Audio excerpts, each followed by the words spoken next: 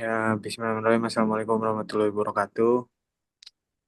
Waalaikumsalam warahmatullahi wabarakatuh. Waalaikumsalam warahmatullahi wabarakatuh. Eh, Sebelumnya, yang saya hormati dosen pengampu mata kuliah pembelajaran mesin, Bapak Paridi S. Kom M Kom. Eh, Sebelumnya perkenalkan, kami dari kelompok B1 akan mempresentasikan tugas UAS proyek pembelajaran mesin, yang dimana materi ini adalah deteksi sentimen teks sederhana. Next. Nah, selanjutnya ada nama-nama anggota kelompok kami. Yang pertama itu ada Rizky dengan NIM 108, ada Lutfi Aluyudin dengan NIM 096, ada Muhammad Evan Ihwana ada NIM 092, Muhammad Rendi Pratama dengan NIM 149, dan Muhammad Desatri Yuliansyah dengan NIM 081. Next. Baik, mungkin langsung saja kita masuk ke pembahasan materi kali ini. Yang pertama itu ada pendahuluan. Definisi deteksi sentimen teks. Deteksi sentimen teks sederhana adalah proses untuk mengetahui apakah isi dari sebuah tulisan atau kalimat itu bersifat positif, negatif, atau netral. Biasanya dilakukan dengan cara yang mudah dan tidak rumit, seperti melihat kata-kata baik atau buruk dalam kalimat tersebut. Selanjutnya ada tujuan deteksi sentimen teks. Pertama itu ada tamper proofing. Tujuan dari deteksi sentimen teks adalah untuk mengetahui perasaan atau pendapat seseorang dari sebuah tulisan, apakah itu positif, negatif, atau netral. Dengan cara ini, kita bisa memahami bagaimana orang merespon suatu produk, layanan, berita, atau topik tertentu tanpa harus membaca satu persatu. Contoh tujuan deteksi sentimen yang pertama itu mengetahui apakah orang suka atau tidak suka dengan suatu produk. Yang kedua ada menganalisis komentar pelanggan untuk perbaikan layanan. Yang ketiga ada memantau opini publik di media sosial tentang suatu isu atau peristiwa. Yang keempat, menilai respon masyarakat terhadap suatu kebijakan atau kampanye. Next.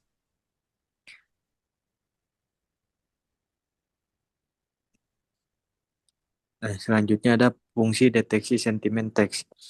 Fungsi dari deteksi sentimen teks adalah untuk mengidentifikasi dan mengelompokkan emosi atau opini dalam sebuah tulisan menjadi sentimen positif, negatif, atau netral. Dengan adanya deteksi sentimen, proses analisis terhadap data teks seperti komentar pengguna, ulasan produk, atau postingan media sosial dapat dilakukan secara otomatis dan efisien. Hal ini sangat membantu dalam memahami pandangan masyarakat, mengevaluasi layanan, serta mendukung pengambilan keputusan yang lebih tepat berdasarkan data. Selanjutnya akan dibacakan oleh Randy Pratama.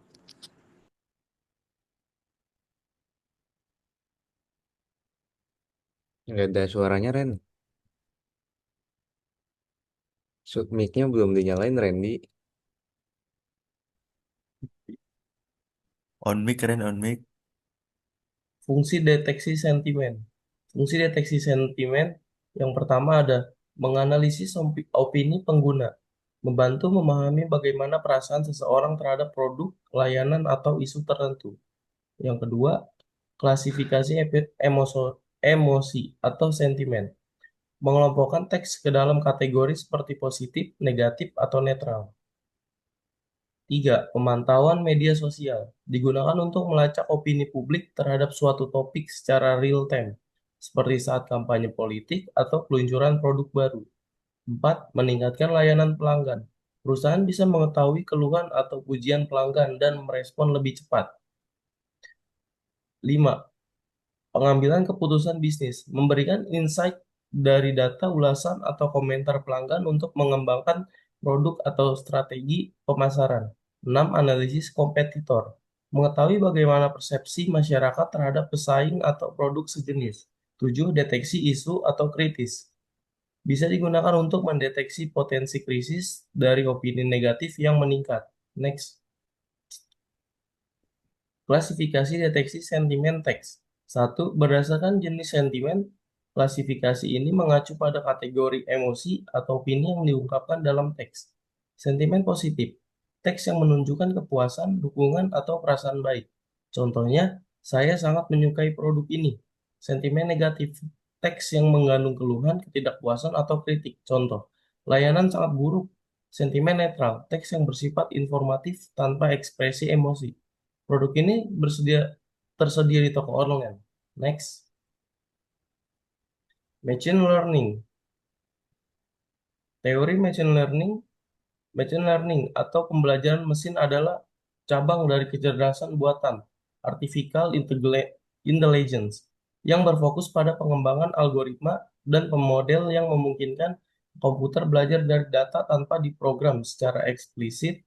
Artinya sistem IML dapat meningkatkan kinerjanya seiring waktu berdasarkan pengalaman yang didapat dari data. Next akan dilanjutkan oleh Evan.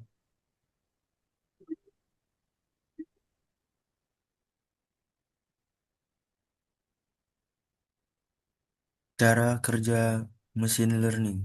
Pada dasarnya, mesin learning bekerja dalam tiga tahap utama. Satu, yang pertama itu ada input data.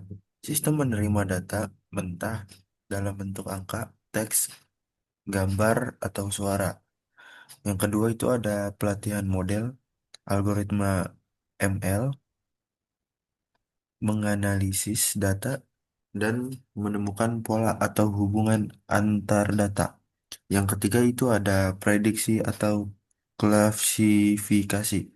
Setelah dilatih model, dapat digunakan untuk memprediksi data baru atau mengambil keputusan berdasarkan pola yang telah dipelajari.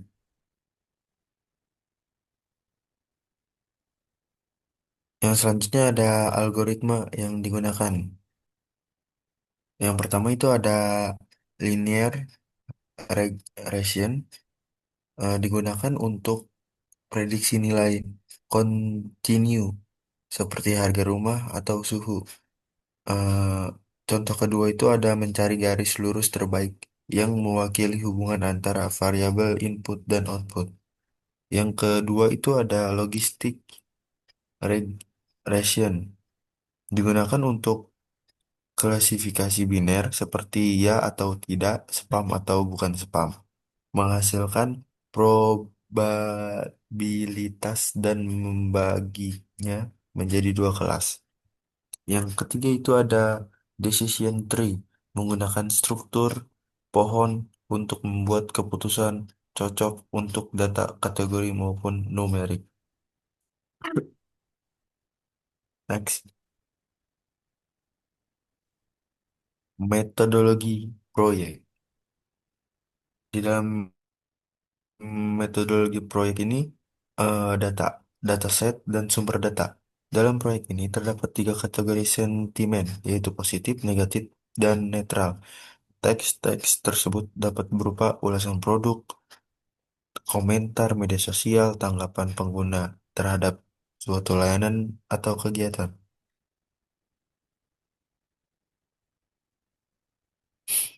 Selanjutnya akan dilanjutkan oleh Lutfi Aliudi. Oke, di sini ada visualisasi tahap pengkodingan dengan menggunakan bahasa pemrograman Python. Tahap pertama yaitu seperti ini gambarnya. Kemudian ada hasil pelatihan model, distribusi sentimen. Kemudian ada evaluasi model, itu ketimpangan kategori sentimen. Ketimpangan kategori sentimen A, sentimen positif mendominasi data 57% dari total. B, negatif sekitar 28% dan netral hanya 14%. Ini menunjukkan data tidak seimbang yang bisa memengaruhi performa model jika dilatih lebih lanjut. Ini adalah gambaran distribusi sentimennya di sebelah kanan. Kemudian evaluasi model, ketimpangan kategori sentimen. Ukuran dataset sangat kecil. A, hanya ada 7 data teks. B, ukuran ini terlalu kecil untuk evaluasi akurasi model yang representatif. C, model yang dibangun dari data kecil seperti ini tidak akan generalisasi dengan baik ke data nyata atau lebih besar. Oke, selanjutnya akan dibacakan oleh Muhammad Desatri. Oke, manfaat proyek. Proyek deteksi sentimen teks sederhana bermanfaat bagi pengguna untuk memahami opini atau perasaan yang terkandung dalam suatu teks secara cepat dan praktis. Selain itu, proyek ini juga memberikan manfaat dalam pembelajaran karena dapat membantu siswa atau pemula dalam bidang teknologi informasi untuk memahami konsep dasar analisis sentimen, pengolahan bahasa alami atau natural language processing, serta penerapan logika pemrograman dalam kehidupan nyata. Sekian dari kelompok kami. Kalau ada kekurangan mohon dimaafkan. Terima kasih. Baik, cukup sekian presentasi dari kelompok kami. Kurang dan lebih mohon maaf. Wallahul muwaffiq ila aqwamit thoriq. Wassalamualaikum warahmatullahi wabarakatuh.